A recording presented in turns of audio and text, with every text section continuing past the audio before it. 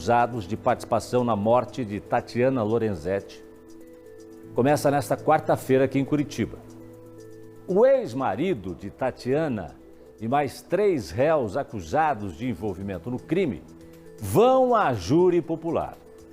A gerente bancária, quero ver, acho que talvez você vá lembrar do caso comigo, né? A gerente bancária foi atingida com um tiro na cabeça quando ela saía da agência em que trabalhava no Capão Raso. Isso foi no dia 28 de dezembro de 2020.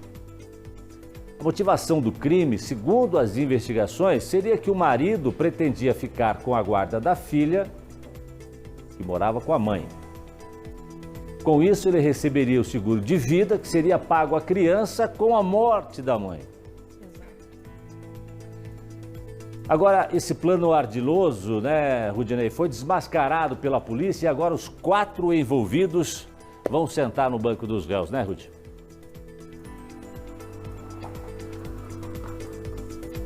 Pois é, Tatiana, gerente de banco, assassinada dia 28 de dezembro de 2020, um crime que ganhou grande repercussão a nível nacional, porque logo depois da investigação dos suspeitos, até morreu numa troca de tiros com a polícia e logo o inquérito foi instaurado e a investigação apontou então o ex-marido da gerente de banco como o mandante do crime.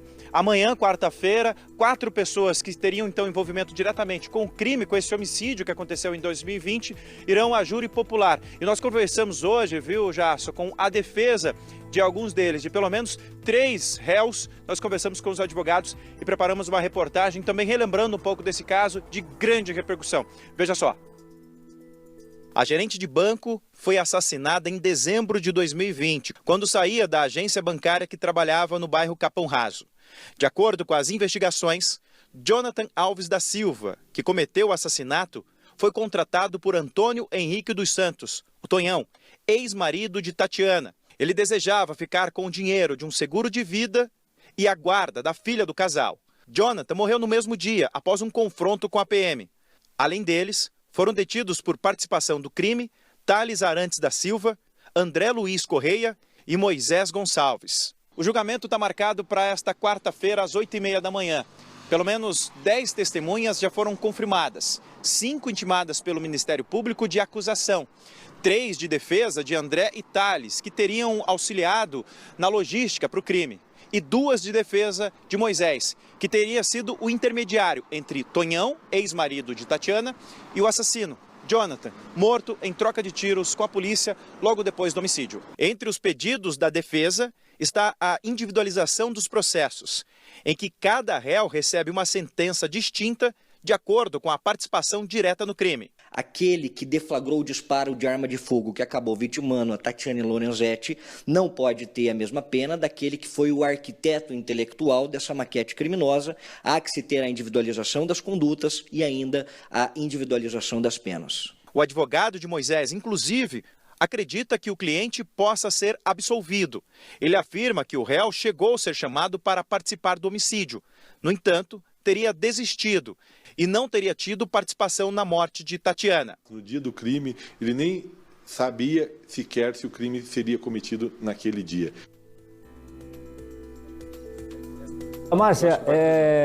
Doutora Márcia Rudinei, agora se esperava, né, com muita expectativa esse julgamento que acontece amanhã. O que a senhora espera, doutora?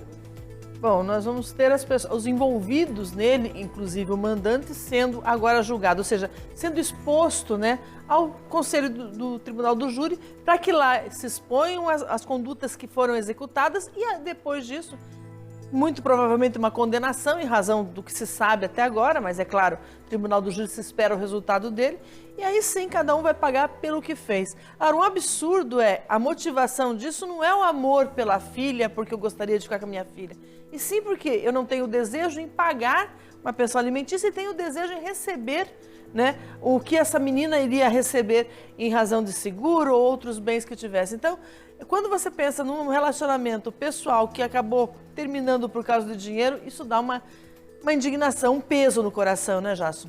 Verdade. Rudinei, obrigado pela reportagem, pela informação, Rudinei.